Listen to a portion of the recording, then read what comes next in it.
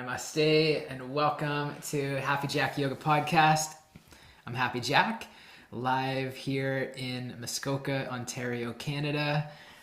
And I'm here live back in the saddle with Happy Hanna, and I'm calling in from Oslo, Norway.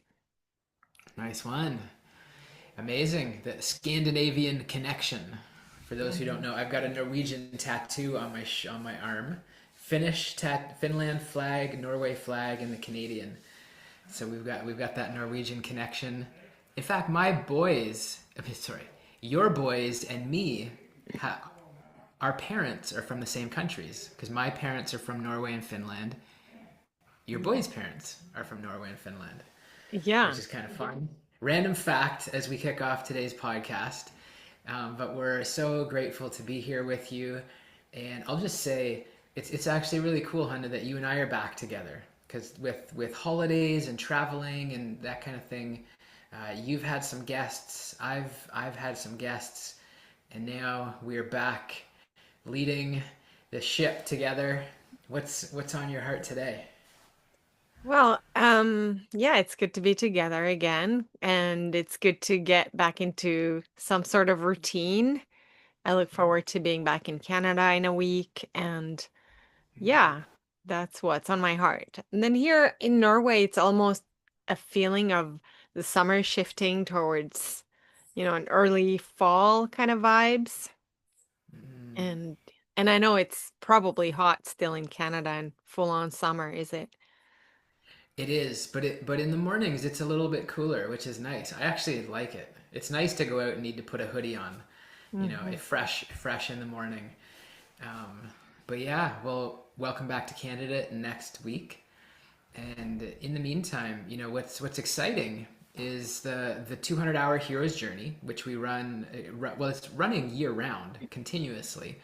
But this cohort is going to be finishing up in the next week or two, which means the next cohort, people, anybody who feels inspired to deepen their yoga practice or to become a certified yoga teacher, or just curious, please join us on the hero's journey. It's what's cool about the hero's journey and what's cool about this path of yoga. We just can't predict where it's going to bring us. I guess something I'm still I have not mastered it, but something I was just reflecting on a moment ago. It's like we have different paths and different options in life, and we're very privileged and blessed to have options to make decisions. And someone like me who has this high need for certainty, I would want to know exactly like what is the outcome. Where if I put in this effort and this work and this time or this money or whatever, I want to know exactly what I'm going to get. That's what I wish for. But that's not how life works. Life there's a mystery to it. There's an element of co-creation. There's so much more that happens when we surrender. And so and I think back to, the last 3 years at the Harvard Divinity School. I was I was going there for one thing, but I got something completely different that was way better for it, and I couldn't have planned. Right? I got what I wanted. I got to study the yoga philosophy and the yoga texts, but I found spirituality. I found divinity. I found myself. I found, beautiful new people to be in relationship with and community and yogis. So I guess I was just thinking about, again, as, thinking about what's next, many different exciting options, and this wanting to know, well, what does it lead to? And what is the point? How's it going to turn out? And we could think about that with relationships.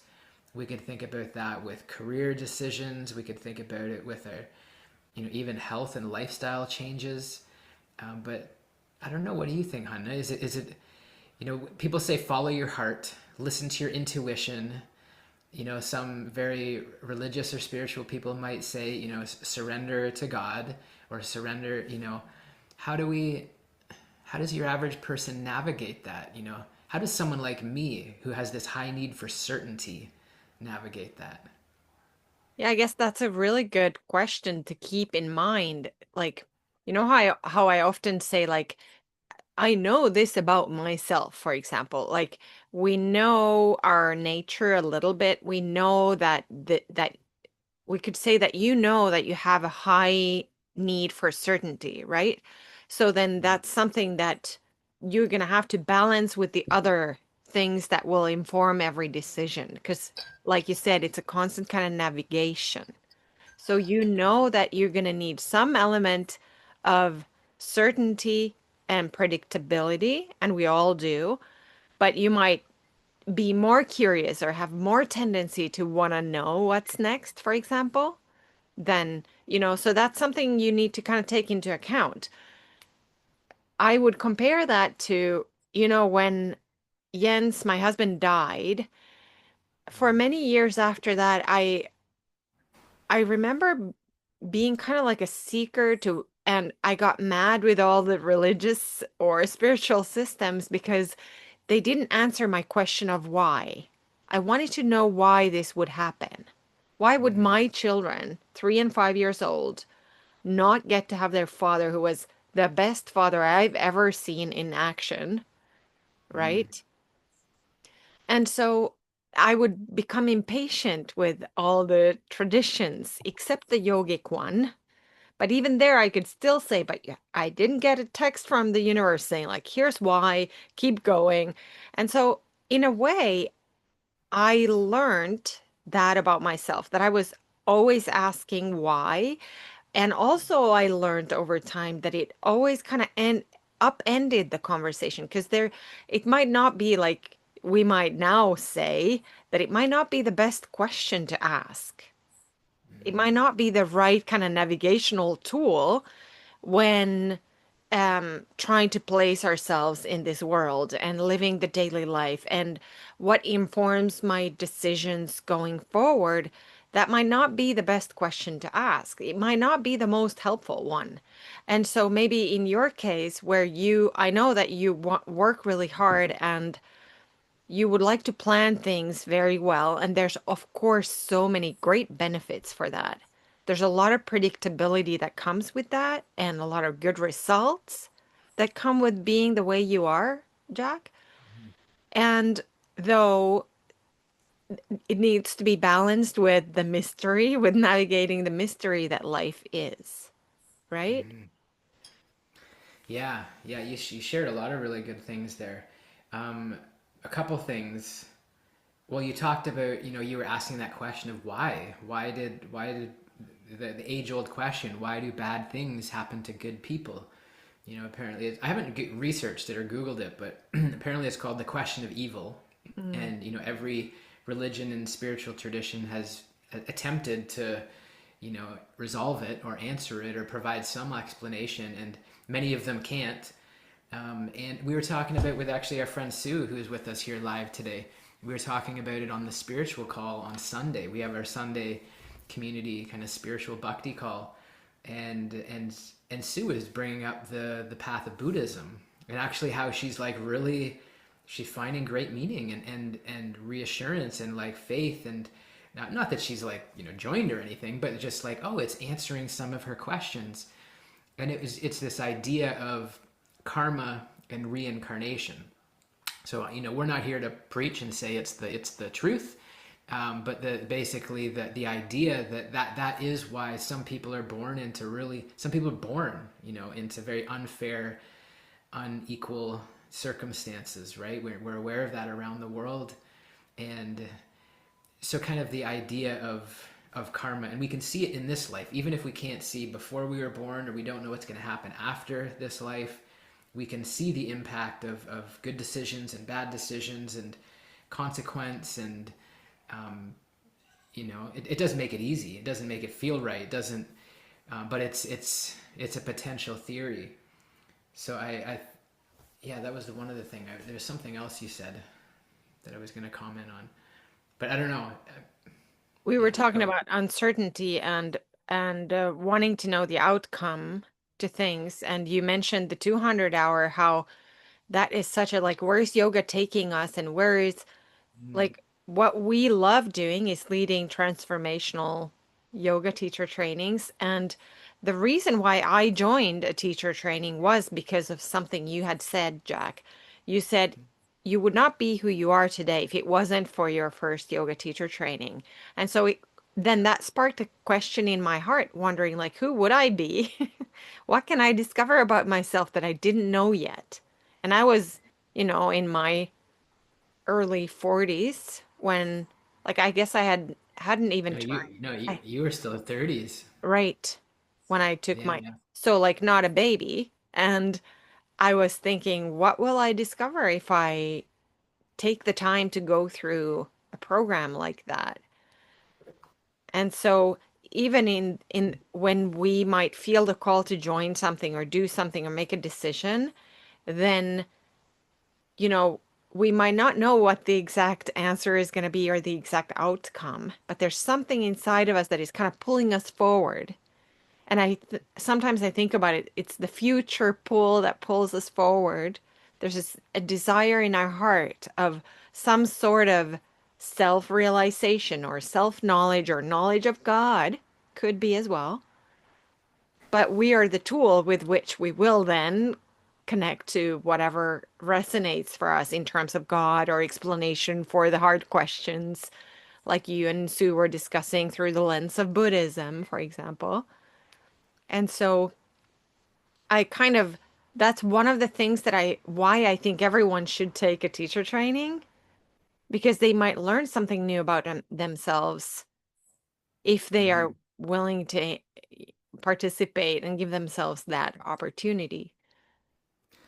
Yeah, and there's something about the the association and just being in community and connection with people who are also asking similar questions and wanting to become the next best version of themselves, and just being able, truly being able to uplift one another. Like I'm seeing our brother Freddie on the line right now, and he joined us on the calls on Sunday, and we had such a beautiful connection with him, and there's just something about being able to share our hearts and to be able to be real and to be vulnerable and to, be able to ask for help or express our needs, and it shifts things. It even though the circumstances in our life didn't change, we're still in the same house in the same circumstance, but there's somehow just, I guess it's like the benefit of having, whether it's a coach or a therapist or a best friend or a partner, a life partner, or community, and it seems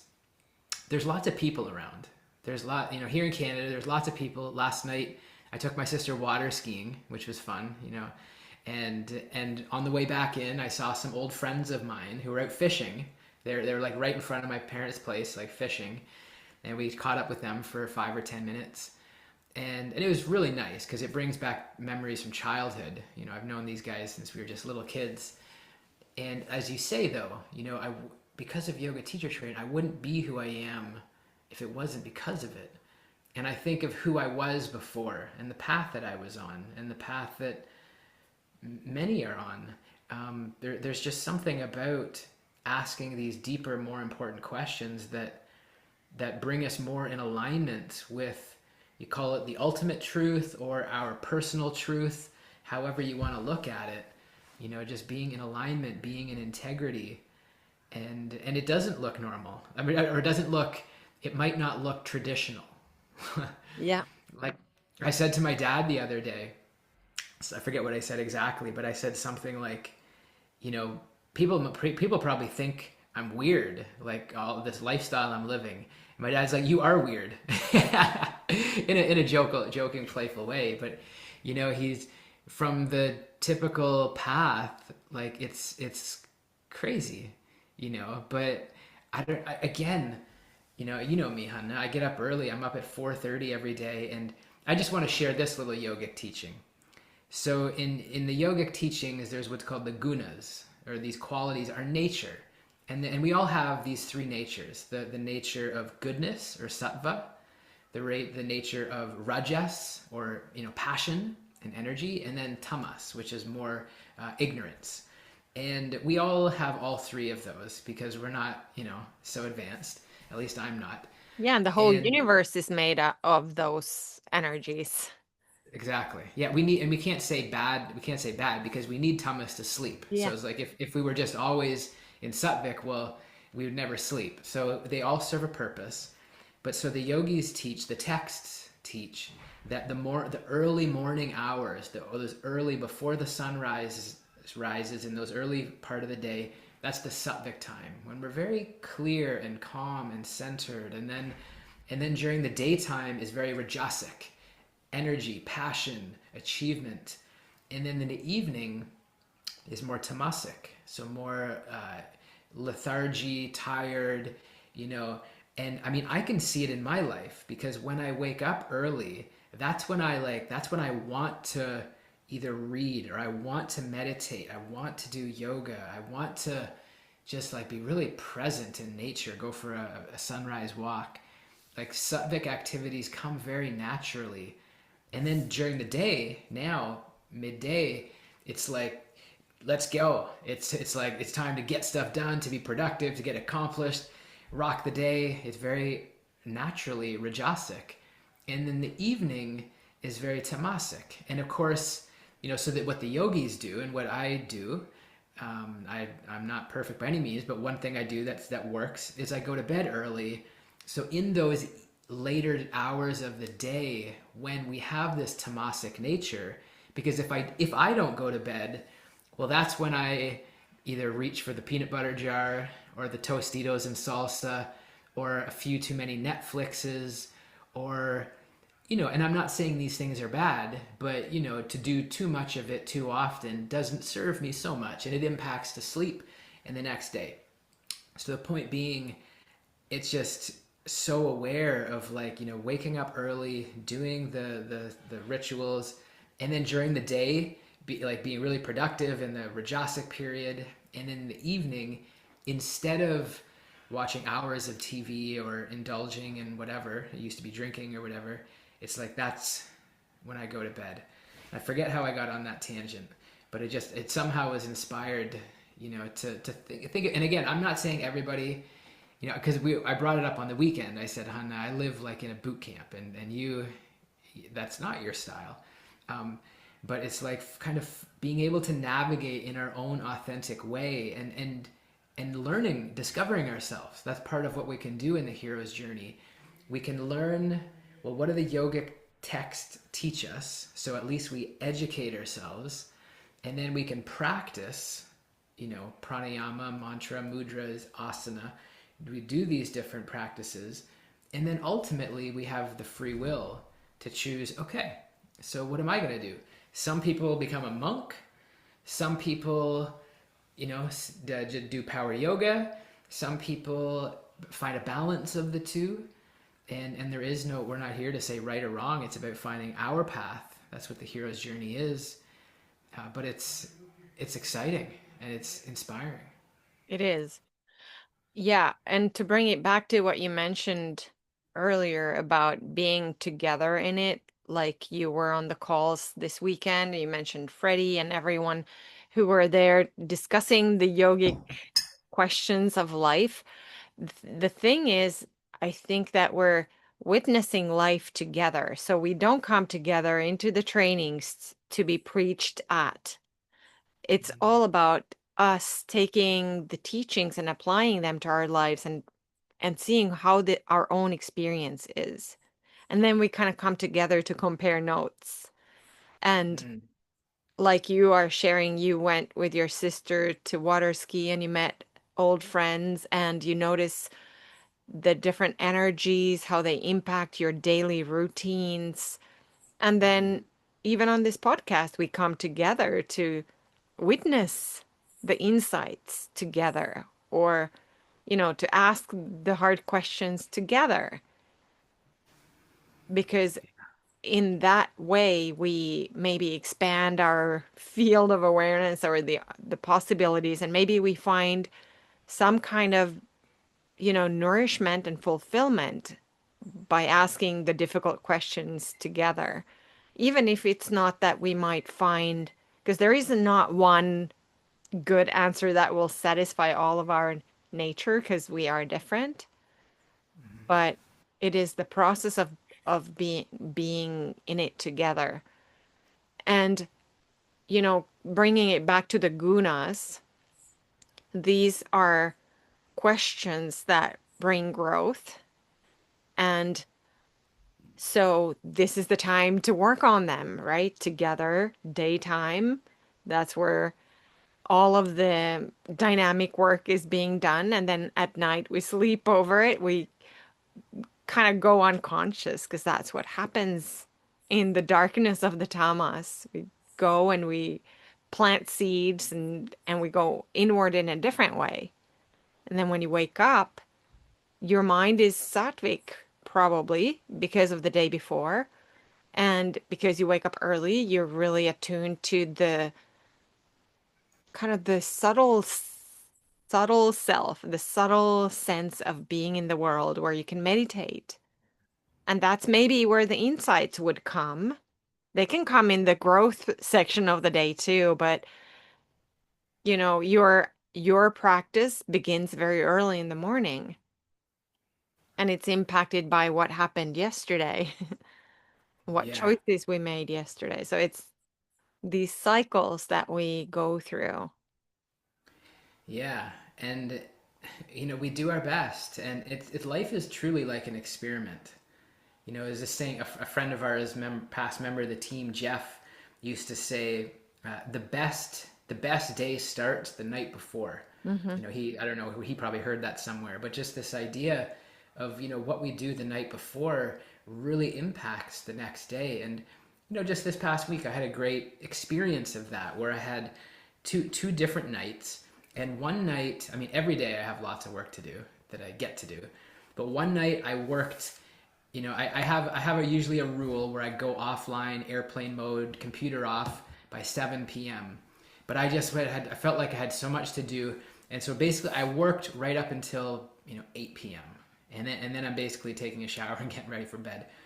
And so because I did that, because I was on the screens like right up until 8 p.m., like that's a long day, and then quickly went into bed, it had a very noticeable impact on my sleep, the quality of my sleep, how I felt the next day. And it wasn't like catastrophic, but I noticed it.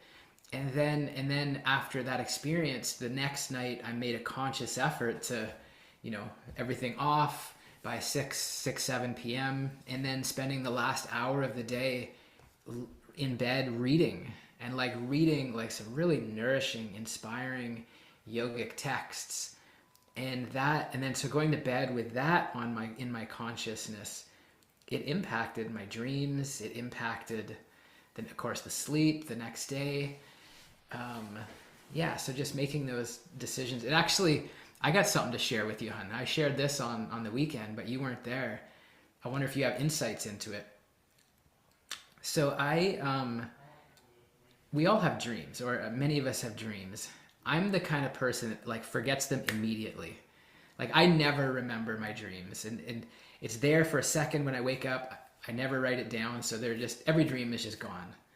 But I like so vividly remember this one dream that happened just a few days ago.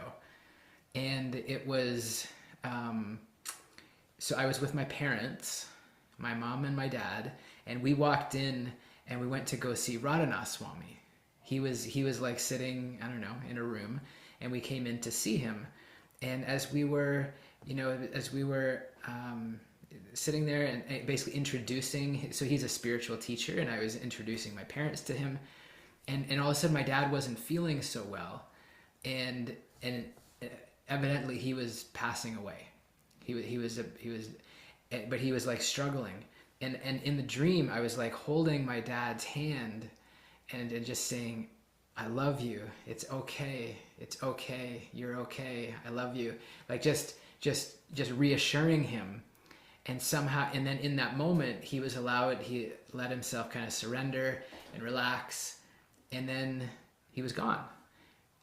But like physically gone as well. And so his body disappeared, and there was just like his soul just like fluttered away. And the Swami, Radhanath Swami, like saw it. Like, did you see that? And I kind of did, but he really was aware of it. And then I don't know. That's like what I remember. There was a few other little details, but not that I'm trying to make meaning from it. And my dad's healthy. Actually, he's healthier than ever right now, and I'm happy to share that. But I don't know if you have any insight into dreams, like what they can mean.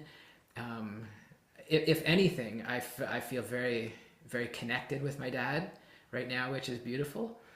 And, but yeah, I don't know if you have any thoughts. Well, that sounds like a beautiful dream, but oftentimes when like trying to understand dreams, it's important to kind of notice the feelings and the emotions and the vibe of the Mm, dream. And it sounds like it was a peaceful vibe and kind of a beautiful experience. And I know Radhanath Swami is someone important to you. So oftentimes dreaming about important people like that, it means that we're very connected to them. And that's mm, beautiful and happens rarely. And some people think it's extraordinary. And the other thing about dreams is that oftentimes people who wake up in a certain phase of the dream cycle, that's why they remember the dreams.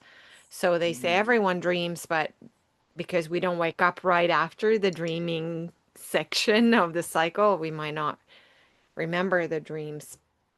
But it sounds like this dream really made an impact on you. And I'm tempted to think about it as first of all, a beautiful way for you to kind of bring your parents and the Swami together in your heart and energetically.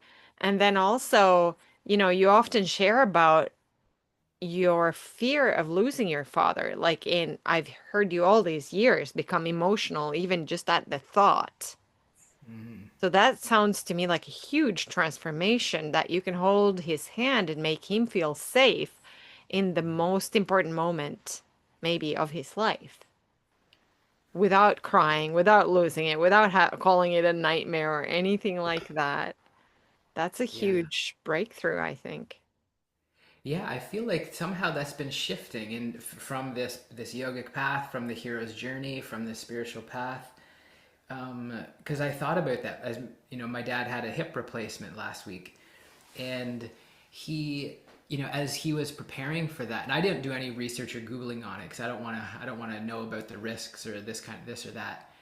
But but part of me inside was like, I don't want to say worried, but just like aware of the possibility. Like it's when have a major operation and get put under and this kind of thing, like there's always risks. And I feel like I was truthfully like mentally preparing to never see him again. I didn't really feel it or expect it, but I was really preparing, and I was surprisingly okay. Like I was surprisingly okay, like feeling like everything is okay. Like, um, yeah. So I do feel like there is a shift there. And the coolest thing, right now, as we speak, my dad is downstairs reading The Journey Home, Radhanath Swami's book, because he's kind of laid up healing. And so he's reading a lot of books. He reads a lot of books. And it's cool that he's reading that spiritual yogic book. Yeah, and I guess I don't need to make deep meaning of it, but there is like a level of understanding and acceptance, Yeah. which is nice. Yeah, it's beautiful. Because, of course, it's no joke an older man at his age, he's been suffering from the hip for a long time. It's a big moment to, Mm-hmm. go through that surgery, even though that surgery has really high, like it's very, for whatever reason, I have no idea why, but I know several people who's taken them on both hips, and the prognosis is very, very good. Like most people get so good very quickly after the operation, even though it feels like it's such a major operation. But it seems like your father is doing well, and it was an opportunity, maybe even emotionally, like, and spiritually, for you guys to connect in a different way. I'm thinking about like sometimes, there's different layers of existence. We always, as in the Western mindset, we think that everything has to be logical and pretty much that's it. Whereas yoga, I think, and all of the gunas that you were explaining earlier, are descriptions of the nature of the universe not being, yes, it's logical, but it also has a different explanations, maybe, than what we're used to traditionally for our connection. And we know that life is a mystery. And what I love about the yogic traditions is that they are really good at mapping the mystery and explaining it in a logical way to us. And so maybe with your father, you're connected, obviously, emotionally and energetically. And that you are able to deepen that connection now is wonderful because I know it's been very emotional, even just with the loss in mind, using that as one of the kind of indicators of how attached you are to your parents, Hmm. which is a beautiful thing, but it's nice that it's not, um, how can I say, like too constrictive, whereas you can kind of, I think you always have and always will enjoy their presence and all of that, but it's beautiful that your relationship evolves and deepens Yeah. in this way. Yeah, I feel like, again, coming back to community and being able to share the journey together. Our brother Freddie, who's here with us, he was sharing on the weekend, the time he spent with his grandmother, who's visiting from India, and so she's in the U.S. right now, and so just having that precious time with her, and there was some nice stories around, like, capturing her life story, and maybe writing a book one day, but there is, it's almost like when he shares about his loved one, I think about my loved one. And that's the beauty, that's the difference between, for us as yoga teachers, the difference of, like, preaching and teaching versus sharing our heart. And the teaching and the deeper impact can come through sharing, and sometimes maybe teachings are woven into that, or there is some deeper insight that naturally comes from it, or all of us are free to extract our own insight, our own meaning, right? But it's just when all we can do is share our truth, and that is very freeing. Actually, in fact, Hanna, you and I were teaching at a summit tomorrow. We should share the link maybe in the show notes. Um, and I mean, I'm not nervous for it at all. I think something like this 10 years ago, I would have, like, got to have the perfect plan and the perfect schedule, and I hope it goes well. I hope my voice is strong. And now anytime, and I'm not saying we do it perfectly, but the main thing for us is creating connection. And so as soon as we get in there, we'll see probably a few happy jack yogis, and we'll see a few new faces. And after a quick little welcome introduction, like, just really creating connection and getting to know the people and understanding who they are and what brought them here, and then we'll share a little bit of yoga, a little bit of breath work, a little bit of meditation, and again, having a sharing circle and a connection. So we're not going to pack the 75 minutes with lecture, teach, PowerPoint slide. It's really going to be, it's what your friend Regina says when she says, when you're writing, like writing a book, show, don't tell. So instead of telling everybody what yoga is, or telling everybody how great community is, let's show them. Let's be in community. Let's be in conversation. And so that's what we're gonna do tomorrow. Yeah, I love that. That's like experiential learning versus just talking theory.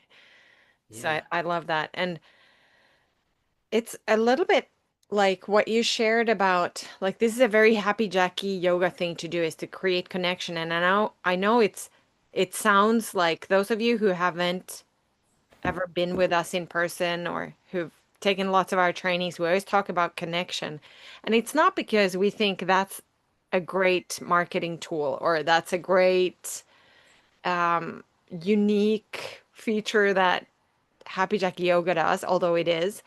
But it's more, as we did in the sharing circle training last month, you and I had a conversation on one of the sharing circles in that training where you mentioned something that I thought was really beautiful and very vulnerable as well, because you shared something around like the reason why we want to connect and create connection is because there's a part of you that craves it and another part of in and I think it's true for all everyone, not just you, but I use you as an example because you said it.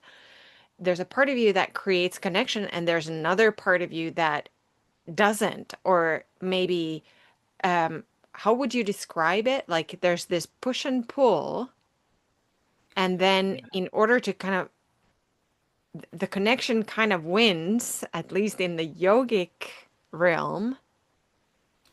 Yeah, there's a part of me that craves it, part of us that craves love and connection. It's a human need, an inherent need. But then there's also a part of me that's scared, a part of me that is like, you know, because then it brings up insecurities. What might people think of me? Am I good enough? All of these kind of deep fears. And so there's also a part of me that would rather stay in my comfort zone, stay, stay here by myself and just read my book and drink my herbal tea. But then, growth, and that's healing and restorative. So I do that every day. But there's something that comes from that connection. And you said something a moment ago about like this is not a marketing plot. This is not a marketing scheme. As soon as you said that, I thought, well, what it is we can't not do it. I know Yeah. that's a double negative. We can't not do it. It's like this is why I love the podcast. This is why I love Sunday satsang. This is why I less often teach the Wednesday live yoga, because my nature is to be in conversation and be in community and sharing. And of course, I can teach yoga, and of course, I practice every day. But as you know, Hun, it's almost like if I had free reign, the 200 hour would just become 200 hours of sharing circle. And so it was like, no, we got to follow Yoga Alliance. We got to do the anatomy, the philosophy, the hands-on assisting, of course, and that's very transformational. But yeah, I get the point being, this is not a marketing thing. This is like, if all of us can get clarity, what is the thing you can't not do? It's like I can't not be in conversations like this. Mm. Yeah, that's very powerful. And then I love how you said that there's a part of you, though, like, yes, we need love and connection, but then that brings up some issues, like the possibility of rejection, or if we have a strong inner critic, we might think, what do the others think of me? And is this allowed? And I think we all have that. We all have an inner critic. We all have fear of connection just as much as we crave it.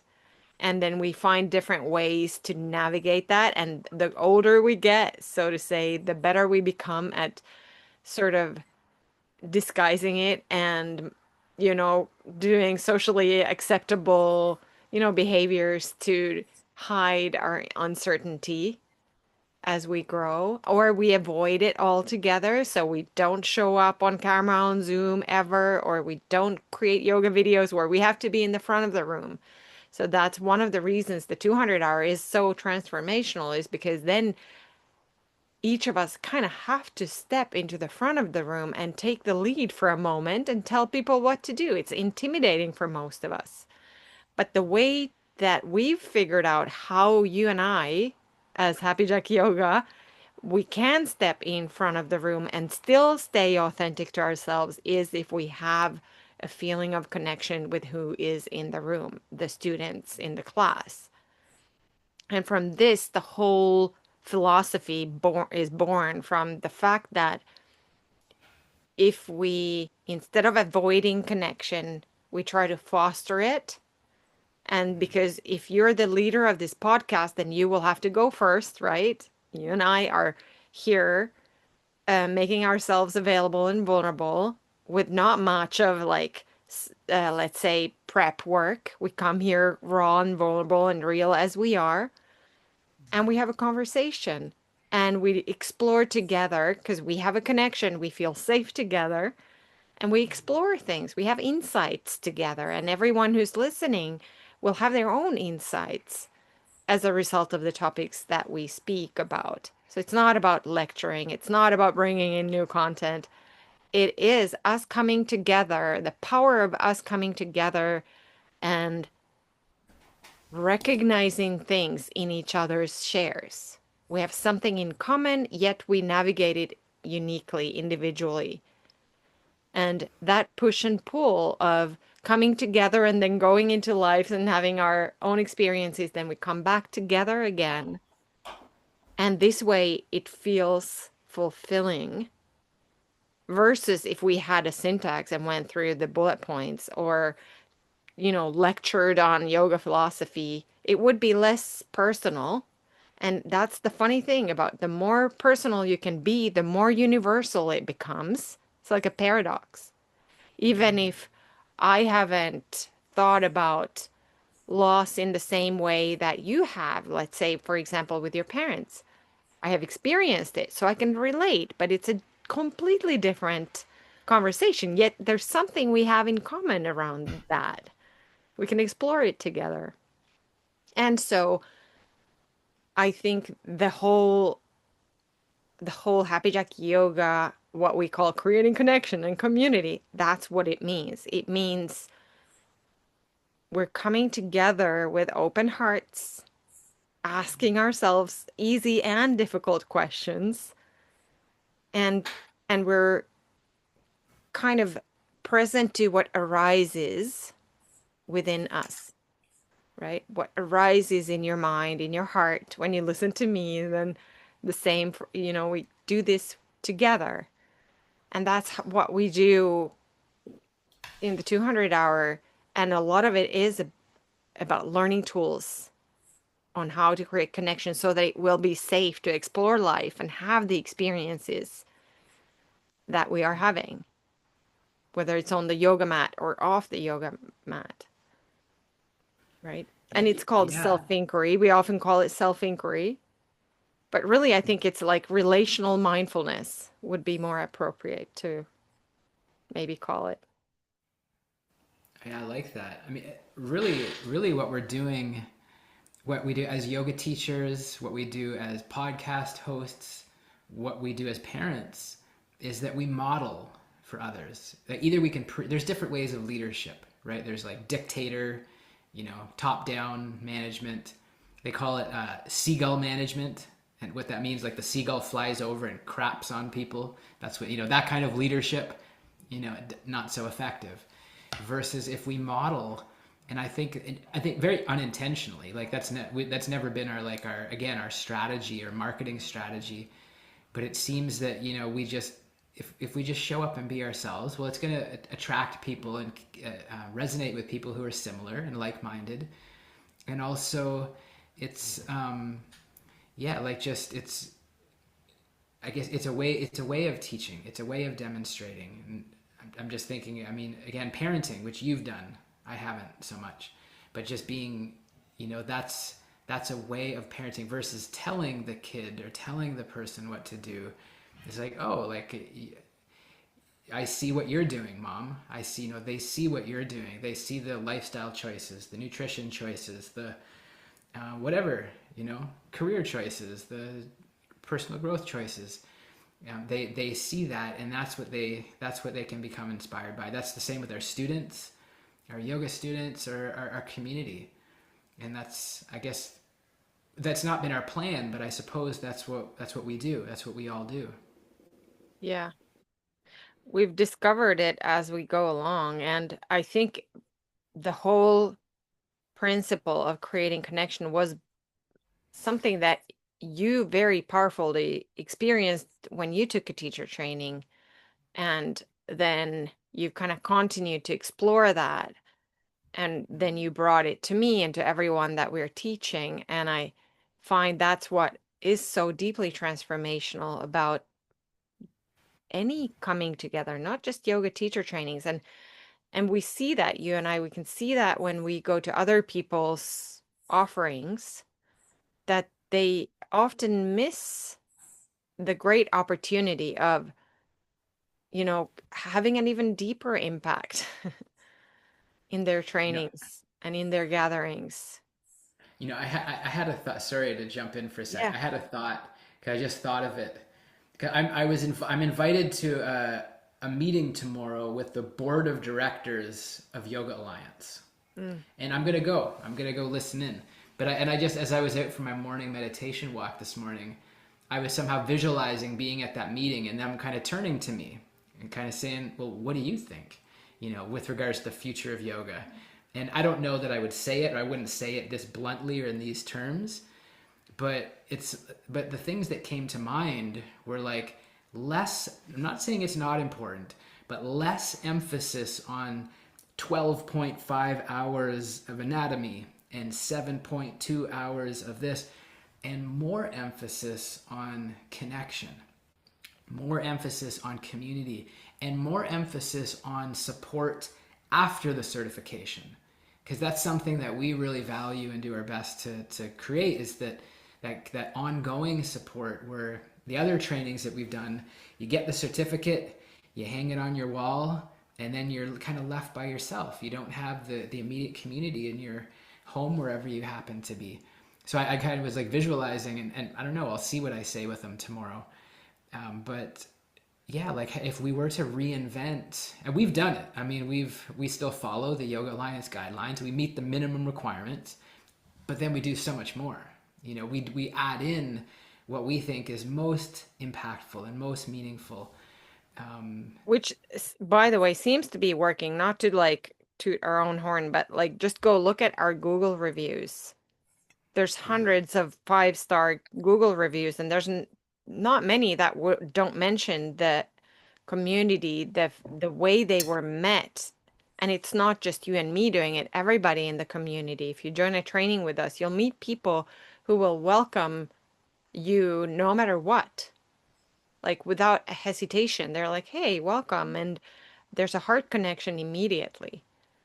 And yes, for Yoga Alliance, I guess that is a great maybe channel to create change on a larger scale, to even mention it. So I think that's a great idea. Maybe even demonstrate it for them if you can. Have them have the right. experience. Exactly, exactly. Model it.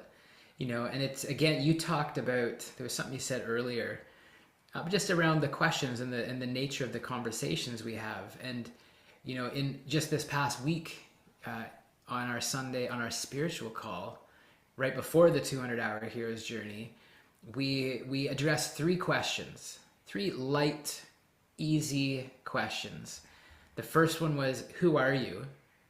Like, your essence, not your name, not your nationality, not your gender. Like, who are you? The second one was, what is the purpose of life? What is ultimately the purpose? And then the third question was, why do bad things happen to good people? And so we spent an hour engaging those, and nobody was there to preach or teach, but we were in inquiry together and reflecting on it, and a lot of beautiful insights came up. And I don't know, to me, like, using yoga as a tool to get to like what really matters. It doesn't matter our ability to memorize latissimus dorsi, gluteus maximus, what a try, these different. I'm not saying anatomy is not valuable, and it should be a part of yoga teacher training. But I think what we attempt to do, and what I think would be helpful, is if it was like a pathway to what really matters, to some of the deeper questions, the deeper purpose of life. And I think that a lot of yogis kind of discover that, because yoga has a natural tendency to bring us to that place. But I think that I think Yoga Alliance could more intentionally, bring us into those conversations. And anyways, we're going to keep doing it. Yeah, yeah, that is true. I love that. And yeah, those like anatomy and the way, for example, we cue poses, those are tools. And tools for what might be the right question then. Tools for, you know, facilitating or working. Like yoga is a vibrational practice, meaning when we put our bodies in the yoga poses, we move energy in our body. It has an impact on on the different layers of self that the essence of me is made of. I am made of this physical body. I'm made of my energetic body, my mental body, my emotional body, my spiritual understanding of the universe, all of those aspects of me are being impacted in yoga poses or in pranayama breathing exercises or whether we sleep or not, like all of the lifestyle choices that come with yoga that kind of support good choices. And we and when we engage with that, everyone has their own experience. And it the tools that we learn in yoga and yoga teacher trainings, from the poses to anatomy to how to speak yoga and how to cue or to understand where yoga comes from, yoga philosophy, all of that is these are tools to make something arise, kind of like you're mining a field. You're preparing a field, you're tilling it, you're putting nutrients into it. Then we sow the little seeds, and then sunlight comes and rain comes, and all of that is the work of yoga, let's say, in our bodies, in our lives. And then the purpose of it all is to make something arise in this field that I am and the field that you are. And what that what arises for me might be different than for you because I might be a different piece of land with different characteristics and because of different karma, or however we want to phrase it. But we're using yogic tools and yoga philosophy and the wisdom that we inherit from the yogic traditions and scripture to have the appropriate level of insight that we can handle at any given stage, right? Mm. Yeah, and so then it becomes about intentionally putting ourselves in environments where we can be exposed to this and to try it and to practice it.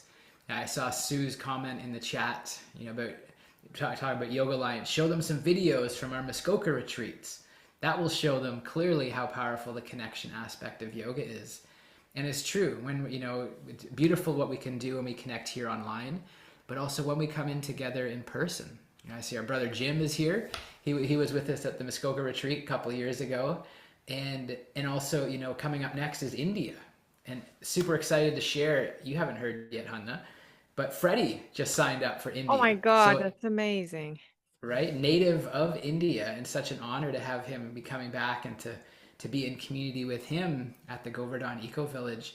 But just like, yeah, being, for a week together in November, to be living this, to be waking up early during the Sattvik hours and doing the practices and being in deep conversation and hearing from sadhus, wise yogis, and it leaves impressions. It has an impact, and we bring it back, even though we come back to our everyday lives and our responsibilities, but there's something about it that, life is never the same again.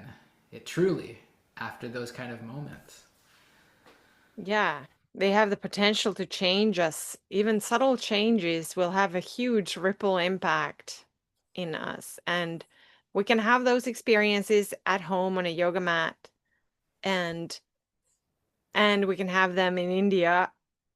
So, you know, I don't want those to feel excluded who can't come to India now, but that's the that's how we are so blessed that we have these teachings and these traditions, these tools Yeah, that we can apply them anywhere and start the process or start the inquiry of creating kind of like maybe more intentional, maybe more fulfilling way of life.